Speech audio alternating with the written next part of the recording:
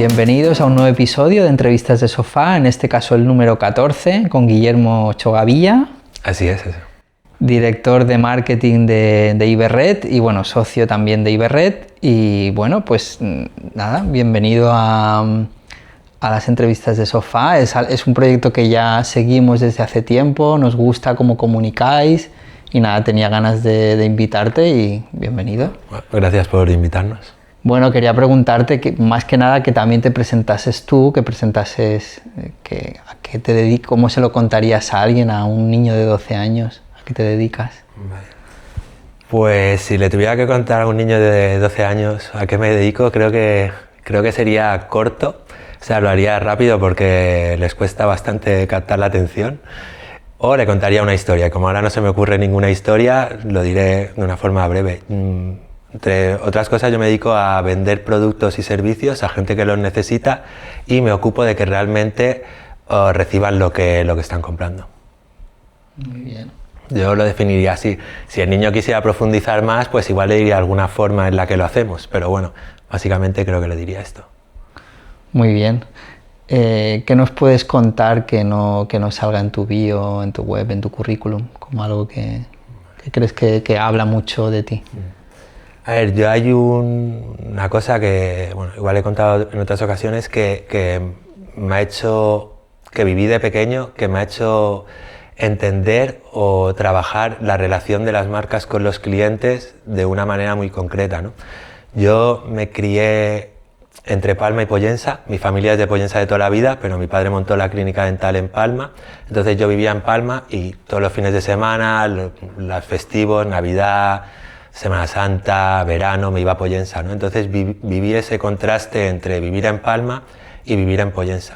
Al final, para un niño pequeño, sobre todo, el contraste es muy grande, ¿no? Palma era para mí una ciudad muy grande, de cientos de miles de habitantes, edificios muy altos, calles anchas, mogollón de coches, y luego me iba a Pollensa, que no era así, ¿no? Eran edificios más pequeños, menos coches. En Palma me cruzaba con gente que no conocía de nada, que no había visto nunca constantemente. La relación era más impersonal con la gente, ¿no? Ibas a comprar algo y era más transaccional. En cambio, luego me iba a Pollensa, me cruzaba con gente que había visto, gente que te saludaba, gente que te preguntaba por cómo te iba, por tus padres. No sé, mi abuela me mandaba al Ultramarinos a comprar y llegaba ahí y me empezaba, ¿qué tal en Palma? ¿Qué tal tus padres? Bueno, que tu abuela quiere que te lleves esto hoy.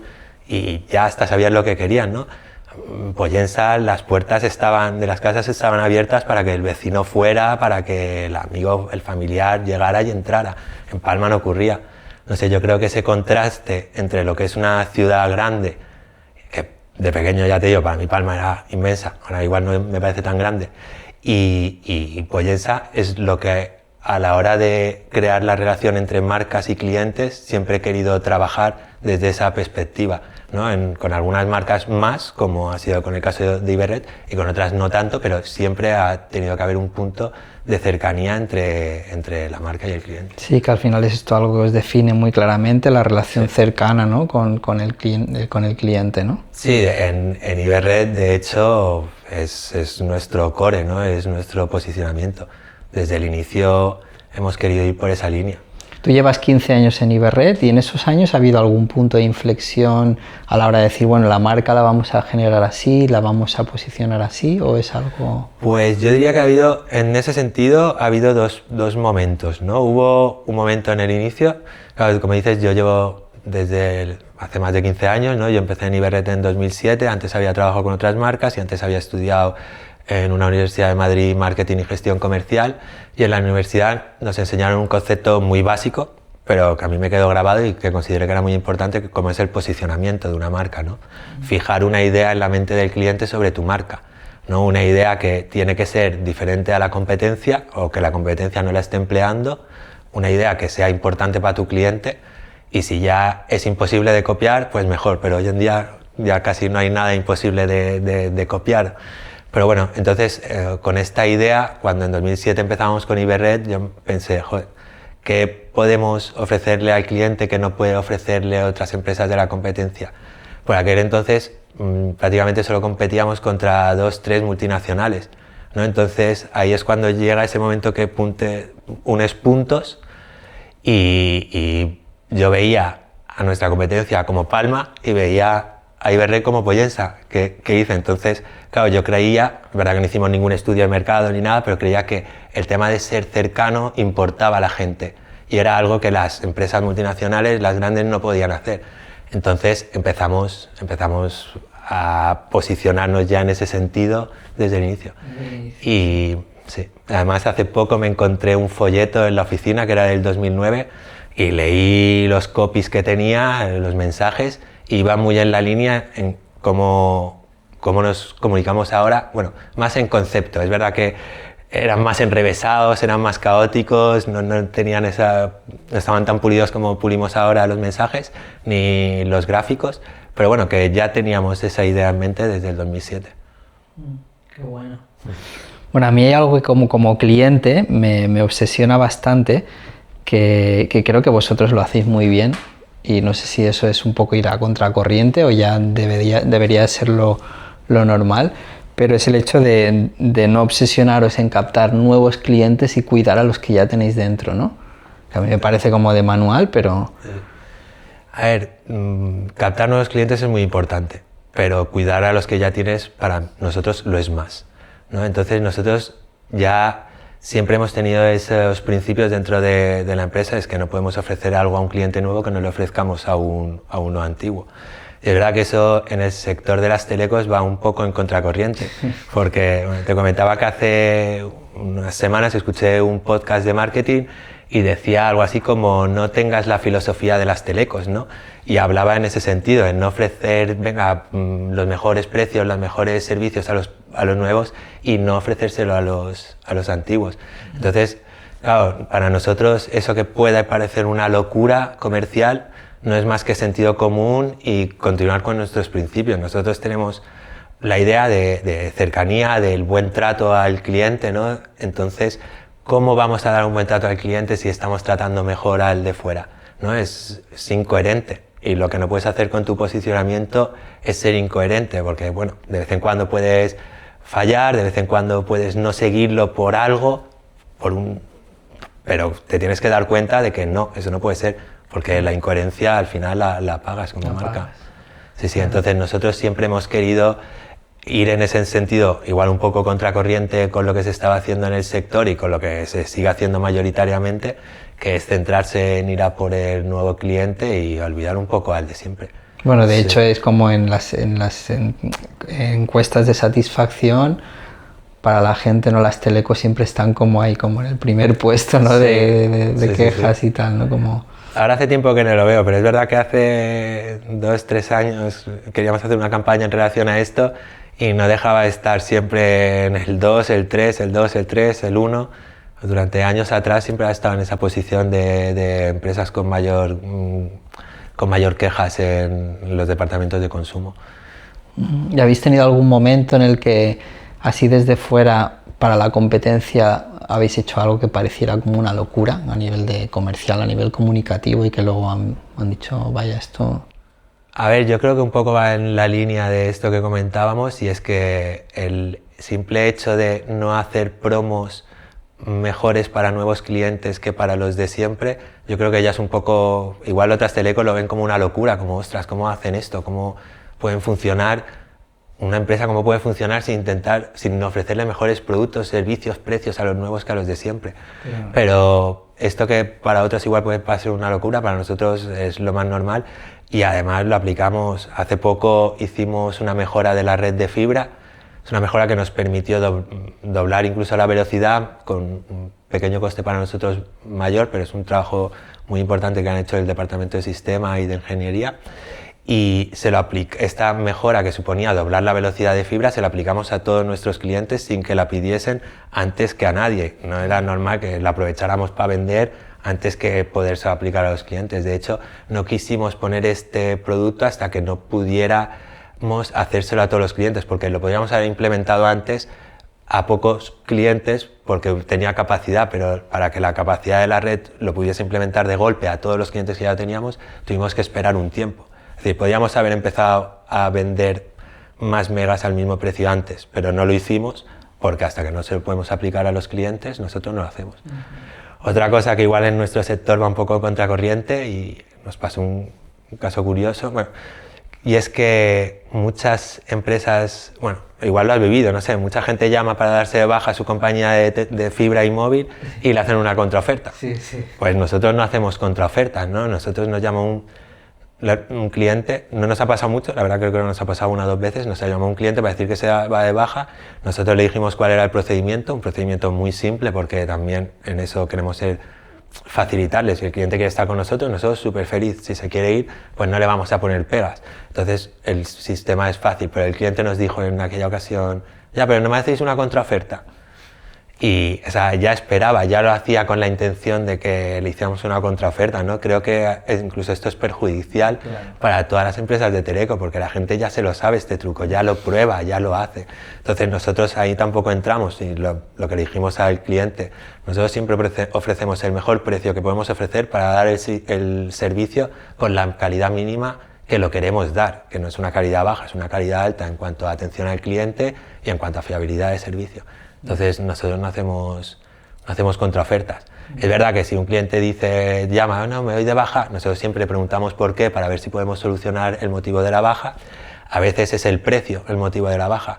Claro, entonces nosotros miramos qué tarifa tiene, miramos su consumo y vemos si puede bajar una tarifa inferior que resultaría más económica, pero dentro de las mismas tarifas a las que pueda acceder cualquiera entrando en la web y viéndolas, no haciendo ofertas para mantenerlo que no están en la web porque te vas o porque eres nuevo. No. Entonces, igual estas ideas que tenemos con este tema pueden ir contracorriente, pueden parecer una locura, pero para nosotros no lo es. De hecho, creemos que debería ser el trato de cualquier empresa hacia sus clientes. Y hay algo que también me interesa mucho, es cómo ves tú cómo se comunica hacia afuera y cómo es una empresa dentro, ¿no? Si tiene que haber ahí efectivamente una relación, ¿no? Sí. A ver, yo creo que tiene que haber una relación clara y creo que se nota, ¿no? Si hacia adentro dices una cosa o pasa una cosa y hacia afuera quieres decir otra, al final se va a notar, ¿no? Yo hace poco escribí un artículo para una revista económica que se titulaba algo así como la atención al cliente empieza desde arriba, ¿no? Y hacía referencia a que si desde dirección no se entiende o se explica que la atención al cliente, o por ejemplo, desde dirección tú dices que la atención al cliente tiene que ser buena, pero luego oyen como desde dirección dice, oye, cuelga este que es un pesado, o este solo se queja, no le hagas caso, buf. Entonces, ¿cómo va a actuar el trabajador de cara al cliente y qué va a recibir el cliente? ¿No? Entonces tú no puedes decir, no, te voy a dar un buen trato, pero luego dentro despreciar al cliente, porque eso se transmite. Nosotros, yo por ejemplo trabajé en una empresa que el CEO no se cansaba de decir, para lo que paga, que no se queje. A ver, lo que paga un cliente es el precio que tú has fijado y tienes que cumplir con tu promesa que le diste por ese precio. Da igual si ese precio es alto o es caro. Tú le dices que le vas a dar algo a un precio, tienes que cumplirlo. Entonces, claro, eso se nota, ¿no? Al final, nosotros... ¿Y es algo que identificas tú aquí en las empresas en Baleares, este tipo de función, de no ser esa incoherencia, digamos? A ver, yo lo he vivido, no sé si en empresas de Baleares o en empresas nacionales, es verdad que a veces te dicen una cosa y luego hacen otra, ¿no? Y dices, ostras, esto no es lo que dicen, ¿no? Y de hecho hay un caso ya de empresa muy grande como fue Toyota, que vendía que era como emisiones bajas y luego resultó que trucaba los coches para que hicieran emisiones, para que pasaran los controles de emisiones bajas. ¿Sabes? Estaba diciendo una cosa y haciendo otra, al final saltó a la luz y aquello tuvo repercusiones para Toyota muy grandes, ¿no? La gente tuvo que pagar coches que devolvían, tuvo que pagar multas, una repercusión en su reputación que al final no merece la pena. Si dices una cosa tienes que hacerla y si comunicas hacia afuera una cosa es mejor que desde dentro la sientan y la crean así, porque si no al final también se va a notar, ¿no? Y por ejemplo nosotros en Iberred tenemos muy claro que queremos ser una compañía que trata bien a sus clientes, ¿no? Y desde dirección se lo decimos al equipo y el equipo ya lo ha hecho suyo y luego pues claro, ellos lo transportan o lo llevan a los clientes y así el cliente en la mayoría de los casos lo nota. Y en estos años ha habido un momento en el que hayas dicho esto de, bueno, vale la pena, ¿no?, hacer todo esto. Algún momento así como de caso de éxito, ¿no?, respecto a esto que dices de la atención. Sí, a ver, no sé si es como un gran caso de éxito grande ahí para poner en tus páginas y tal, pero son pequeñas cosas cotidianas, ¿no? Porque a veces lo que viven los clientes gracias a tu marca es lo que te hace decir, vale, esta marca tiene sentido, ¿no? Porque al final las marcas tienen que tener sentido para el cliente, ¿no? Tienen que aportarles algo. Tienes que impactar en ellos para que te recuerden, para que te recomienden, para que quieran que sigas aquí, ¿no? Entonces, hace poco vino una clienta a la oficina, una señora mayor, una abuela, que se había comprado un teléfono móvil. Nosotros no vendemos teléfonos móviles, se había ido a una tienda, lo había comprado y en la tienda le había pedido a ver si podía pasar su teléfono antiguo al nuevo. Claro, en la tienda le dijeron que no, que ellos no se encargaban de eso, ¿no? Ellos solo vendían el teléfono. Entonces, claro, la señora vino... Bueno, claro, la señora nos contó que, claro, su hija vive fuera, no tiene nietos, ella no sabía cómo hacerlo, vino a la oficina a ver si nosotros podíamos ayudarle. Ese no es un trabajo que tengamos que hacer nosotros tampoco, pero nosotros entendemos que a nuestros clientes les tenemos que ayudar, y sobre todo en todo lo relacionado con el tema de líneas móviles y de fibra. Entonces una compañera que había allí se sentó con ella, sacó la SIM de un móvil, se la puso en el otro, incluso le descargó todas las aplicaciones que usaba, le recomendó alguna aplicación, le pasó todos los contactos de un móvil a otro, le puso los contactos más importantes arriba para que le fuera más fácil a la señora, le amplió el tamaño de la letra. Claro, la señora se fue de ahí encantada y feliz. A nosotros nos había llevado, igual estuvo más de una hora con esa señora, que es un trabajo que realmente no nos corresponde, pero bueno, creemos que, o sea, técnicamente no te corresponde, pero creemos que sí, que nos corresponde. Entonces la señora se va contenta. Casos de estos tenemos muchos, y al final es un poco lo que da sentido al posicionamiento que tenemos y lo que da sentido a una empresa como la nuestra, que se quiere alejar de una perspectiva de multinacional, de gran marca, de yo soy la marca, tú eres el cliente, sino que queremos crear un sentimiento de comunidad con nuestros clientes, pues con estas pequeñas cosas. Estáis muy arraigados a lo que es el lugar y a lo que es las personas, ¿no? Y algo que te han enseñado en este tiempo, clientes, proveedores, algo que a nivel también de marketing y comunicación. Vale. A ver, esto puede parecer que va un poco en contra de todo lo que he dicho, de que hay que tratar muy bien al cliente, pero esto no me lo enseñaron en la carrera. De hecho, en la época en la que yo estudiaba se oía mucho la frase el cliente siempre tiene la razón, y yo a lo largo del tiempo he visto que el cliente no siempre tiene la razón, pero siempre hay que escucharle. Hay que escucharle para tratar de entenderle, ¿no? Hay que escucharle para ver cuáles son sus problemas, para ver cuáles son sus frustraciones, para ver por qué se está comportando de esa manera contigo, para ver qué quiere, y a partir de ahí llegar a un punto de entendimiento. Que es verdad que no siempre consigues llegar a un punto de entendimiento con el cliente, pero nunca hay que dejar de escucharle, de entenderle y de aprender de él. Claro, de hecho yo creo que eso es básico para hacer para un buen negocio y para hacer una buena comunicación, ¿no? Si no escuchas al otro, sí. ¿no? Estás en tu cabeza y no en la del otro. Sí, a veces los errores vienen por el tema de que no ha habido una buena comunicación, ¿no? Y al final es verdad que el cliente puede no tener razón, pero la comunicación es la que tú das hacia el cliente. Por lo tanto, es responsabilidad de la empresa dar una buena comunicación para que él entienda lo que tú quieres decir. Si él no entiende lo que tú quieres decir, tienes que decir, aquí ha habido un poco de mi culpa. No tiene razón el cliente, pero es culpa igual mía. Nosotros nos pasó un caso nosotros hacemos wifeados en casas, en negocios, en empresas. Pues bueno, en Ibiza, en una gran casa, nos encargó un wifeado.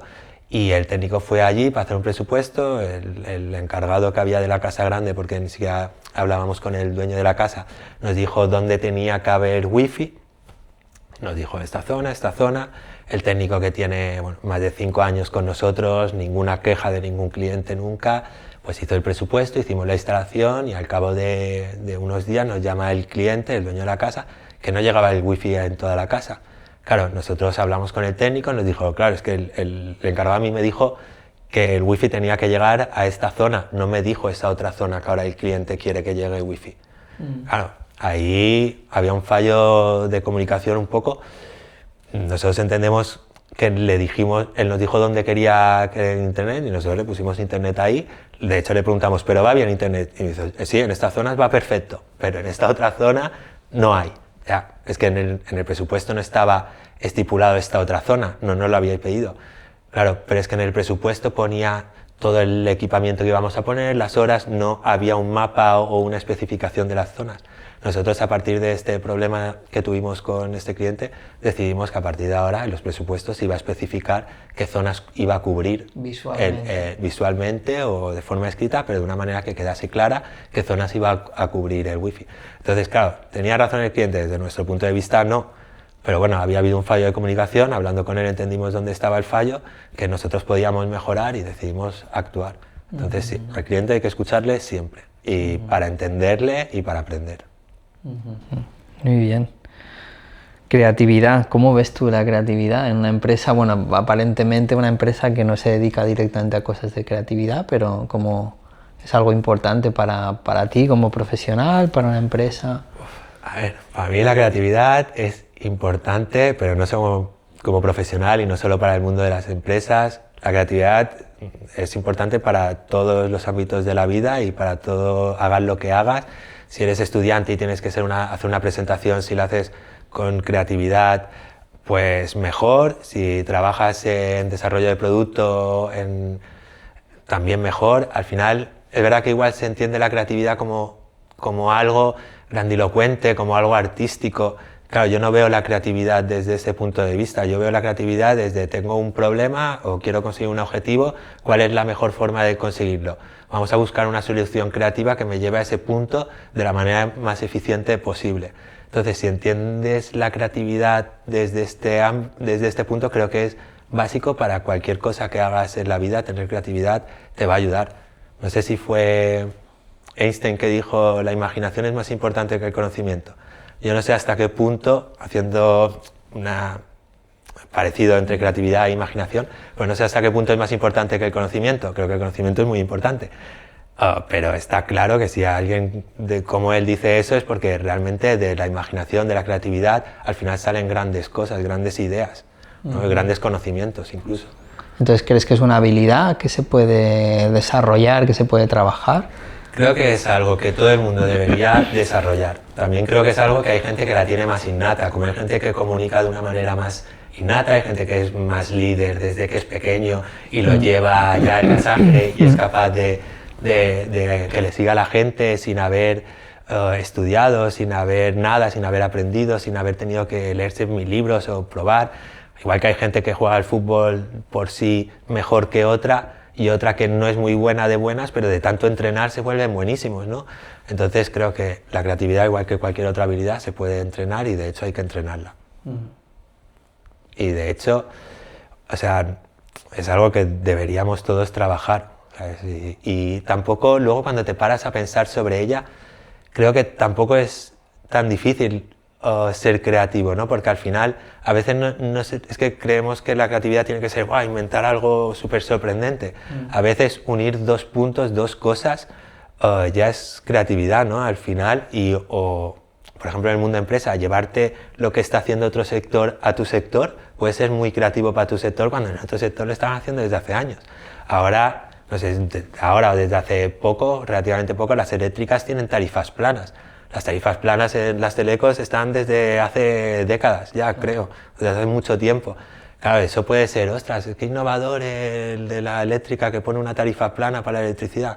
Vale, innovador en ese sentido, en ese sector, o qué creativo. Pero realmente solo ha cogido una cosa y la ha llevado a la otra, pero realmente es verdad. Es una cosa, una innovación, una creación nueva, una creatividad que ha cogido una cosa de otra.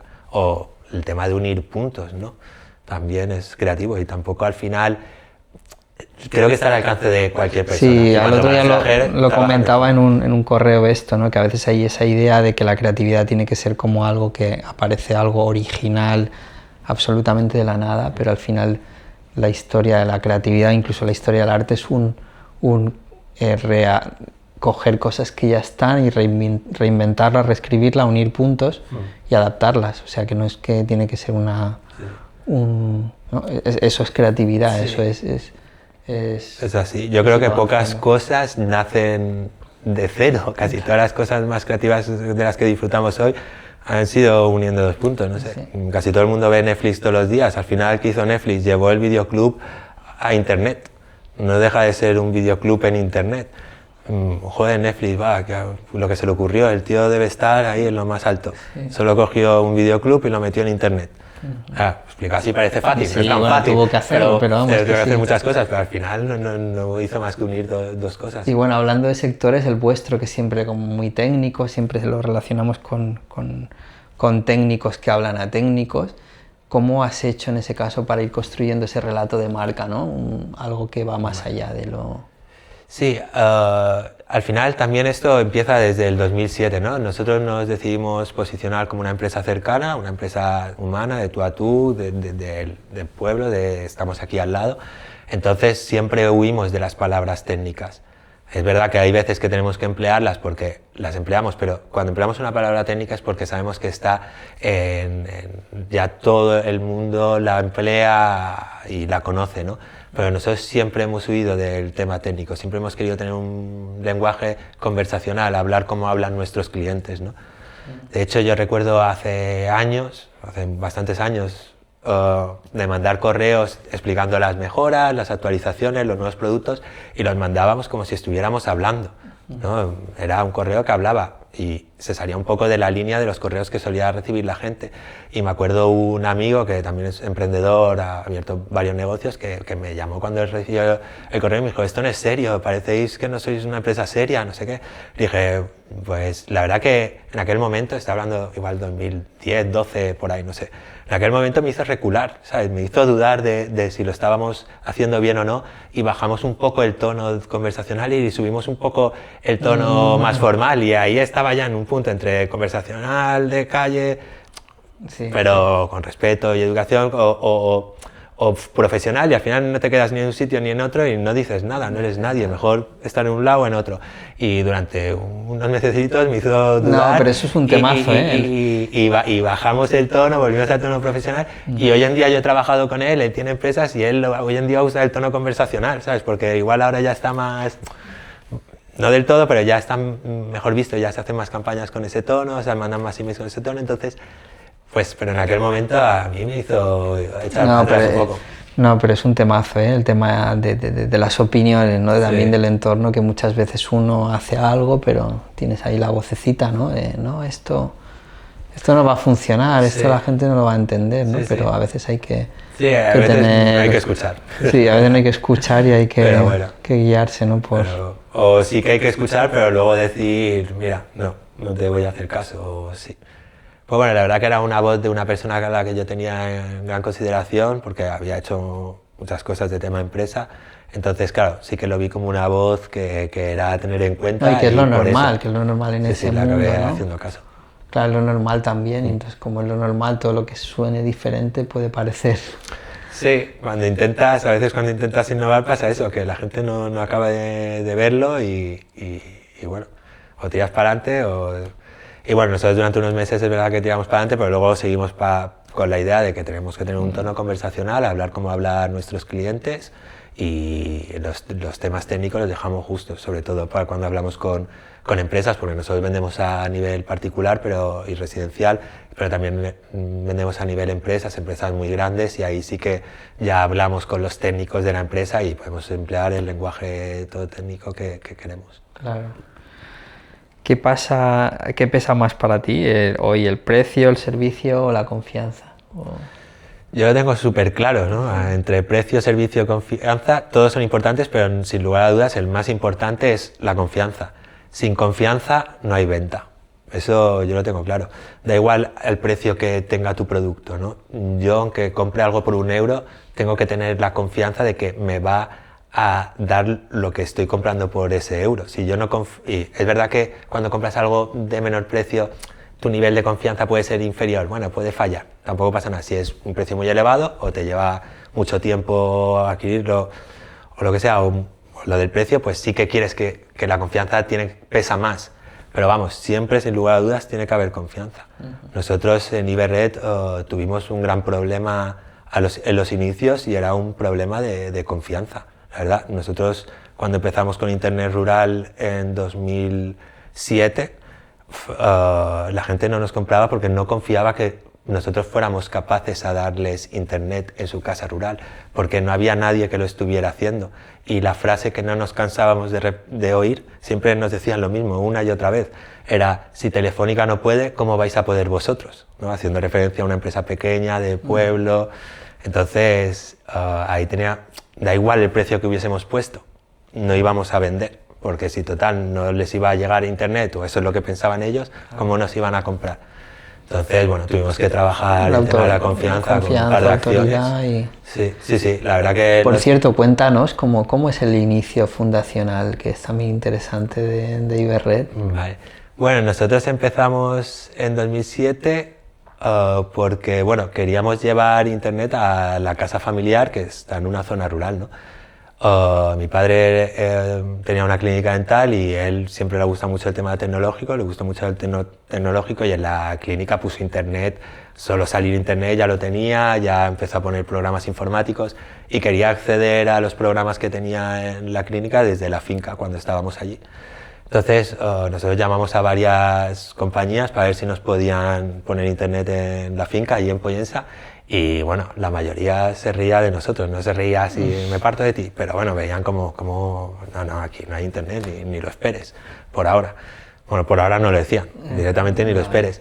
Entonces, a partir de ahí, pues dijimos, ostras, si nosotros queremos internet en la finca, hay más gente que lo quiere, vamos a ver si somos capaces de traerlo para luego llevarlo a los vecinos. O sea, es muy interesante, ¿no? Primero ves que hay un vacío, algo que no se está haciendo, que quieres implementar, solucionar para ti, y que luego además hay gente que tiene ese mismo problema, ¿no? Sí, luego llegó la parte de que el problema que tenía la gente, sí.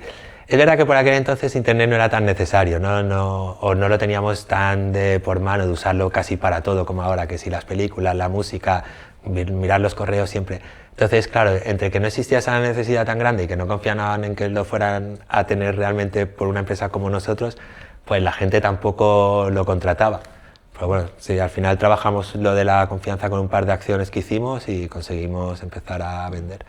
Una acción, de hecho, que fue un punto de inflexión, y gracias a esa acción sí que el crecimiento fue bastante grande.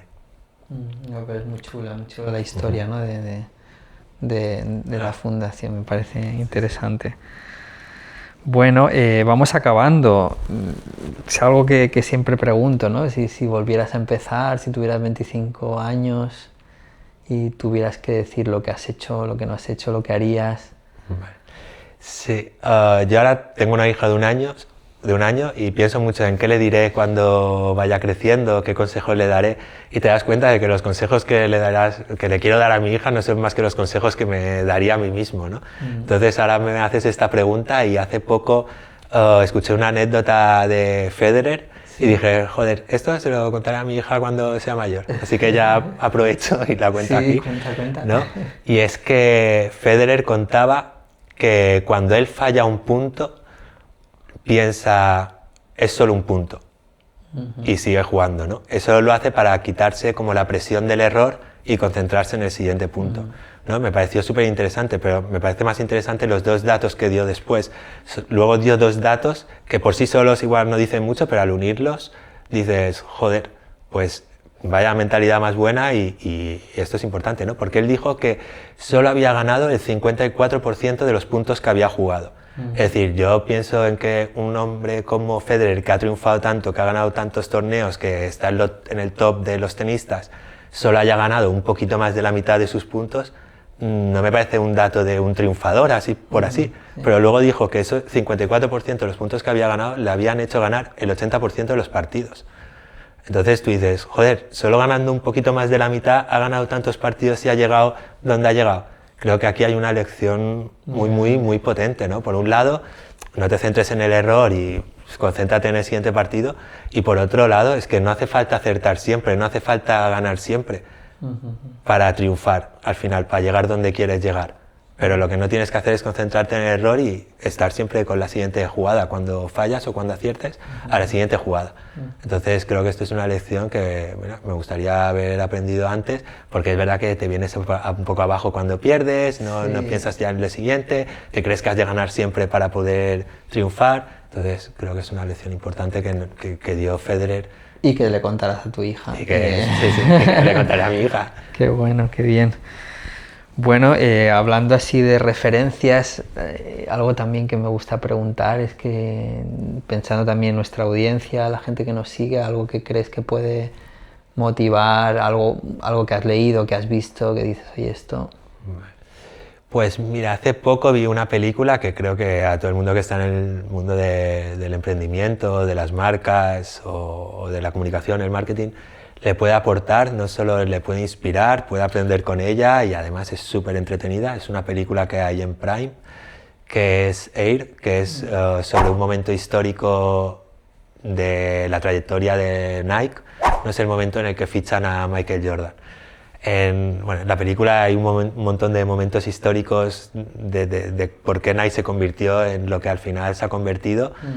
Y creo que además de aprender es muy entretenida. Yo se la recomiendo a varias personas y todo el mundo luego me dicen, ostras, menudo película me recomendaste, me inspira, he aprendido, o simplemente es súper entretenida. Así que ya sea por una cosa o por la otra, la recomiendo, está en Prime y es muy chula. Porque Nike no vende no vende zapatillas. De hecho es como un referente, ¿no? Para muchos que trabajamos en marketing. Nike casi nunca, digo casi porque siempre puede haber alguna excepción, se centra en vender sus zapatos. Siempre se centra más en la historia de superación de las personas que usan sus zapatos. Pero eso no quita que le den muchísima importancia al desarrollo de sus zapatos. Porque hay ingenieros, hay un equipo muy grande detrás desarrollando esos zapatos. Es decir, ellos desarrollan un producto muy pro, pero luego no llegan a usar ese producto pro que tienen en la comunicación. Claro, no venden megas ni venden... Exacto, por ahí va. Exacto, por ahí va. Al final venden lo que realmente quiere el cliente. ¿Sabes? Que no es un zapato hecho con ingeniería, lo que quiere es que ese zapato le aporte un beneficio. Qué bueno, sí. Bueno, vamos acabando y nada, ahora quería también abrirte el espacio para que, no sé, nos vendas lo que quieras, nos anuncies lo que quieras, aproveches. Vale. Podría aprovechar para venderte la fibra óptica y móvil de Iberred, ¿no? Pues que sí, a todas las personas que les dan importancia a contratar empresas de aquí, de Baleares, o que le dan mucha importancia al trato cercano, a la facilidad, a tratar con gente que sea fácil tratar, que sea agradable, pero no, voy a aprovechar para vender un libro. Voy a aprovechar para vender este libro porque ya que la audiencia son emprendedores, son empresarios, gente de marketing y tal, creo que es un libro, no lo creo, es un libro sobre comunicación que aporta mucho a todos los que lo leen. Y además es un libro que estuvo descatalogado durante varios años y se vendía por 500 euros. Es más, no solo se vendía, la gente lo compraba por 500 euros, lo que significa que había muy buena valoración sobre él. Y ahora lo han vuelto a editar y se vende por 20 euros más o menos, no sé el precio exacto. Y es Ideas que pegan de Chip y Dan Heath, que habla de cómo comunicar. Y es muy bueno para todas las personas que se dedican a la comunicación, pero ya sea en el ámbito empresarial, como en el ámbito de la educación o como alguien que quiera hacer cualquier tipo de presentación. O incluso, para comunicarte con tus hijos también puedes sacar ideas de ahí. Pero él lo centra sobre todo para comunicar ideas desde un punto de vista de empresa y de marca. Qué bien, pues lo dejaremos anotado también en la descripción y nada, gracias por ahí. Si lo lees, ya me contarás qué tal. Sí, no, seguro, muy interesante. Y bueno, nada, dinos también dónde puede encontrarte la audiencia, imagino que las redes. Sí, nos puede encontrar en internet, nos puede encontrar en las oficinas y nos puede encontrar en el teléfono 971-530803. Vale, o sea que si se va a internet... Si se va a internet siempre tendremos el teléfono, que es el mismo teléfono que había en casa de mi abuela, porque así como muchas empresas de Estados Unidos nacen en el garaje, ¿no? Está esa idea ahí muy marcada. Nosotros nacimos en la casa de nuestros abuelos y, claro, desde el principio pues usábamos el teléfono de nuestros abuelos, que es este teléfono, este 971-53. El 971 es el prefijo de Baleares, el 53 era el prefijo de Pollensa, 0803. Y además es un teléfono que hemos planteado muchas veces quitarlo por ponerlo uno gratuito, de estos que hay de 4 dígitos, pero que al final decimos no, porque para nosotros representa mucho este teléfono. Cambiarlo tampoco es un beneficio para el cliente, porque hoy en día está la tarifa plana de llamadas, entonces tampoco es que suponga un coste para ellos llamarnos a este número. Y sin embargo, de cara a Iberred tiene mucha representación simbólica por lo que queremos ser como marca. Claro, es el teléfono de la abuela, claro. Aparte de que es el teléfono de la abuela, como marca, queremos ser una marca de aquí y de toda la vida. Entonces ese teléfono representa esto y mucho más. Qué bueno, muy bien, muy bien. Bueno, y ya para acabar, ¿qué título le pondrías a esta entrevista? Después de todo lo que hemos hablado de marketing, comunicación, confianza, personas. Vale. A ver, yo no soy una persona que tenga una creatividad ahí desbordante, que me salga así a la chispa, ¿no? Yo normalmente pues trabajo todas estas cosas, pero aprovecharía alguna frase que creo que he dicho, como que sin confianza no hay venta, o que captar nuevos clientes es importante, pero cuidarlos lo es más.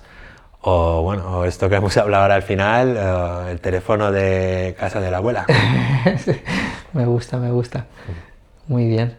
Bueno, pues nada, Guillermo, un placer. Nada, hemos aprendido muchas cosas y un placer también hablar de comunicación, de marketing, que es algo creo que muy interesante para las empresas, algo que a veces se deja como de lado en el negocio y que es una parte fundamental de la estrategia de negocio, ¿no? Es básico. Pues bueno, gracias a ti, Josep, por invitarme aquí a hablar de Iberred y de comunicación. Muy bien, pues nada, muchas gracias por estar aquí y haber llegado hasta el final de esta entrevista. Bueno, ya sabéis, tenéis todos los episodios de personajes a los que invitamos para que nos vayan contando cosas y nos vayan aportando consejos, y bueno, sabéis que os podéis también suscribir a la lista de correo, donde también vamos contando más cosas siempre, cada semana, sobre marketing, comunicación, ventas y nada, seguimos. Un saludo, chao. Adiós.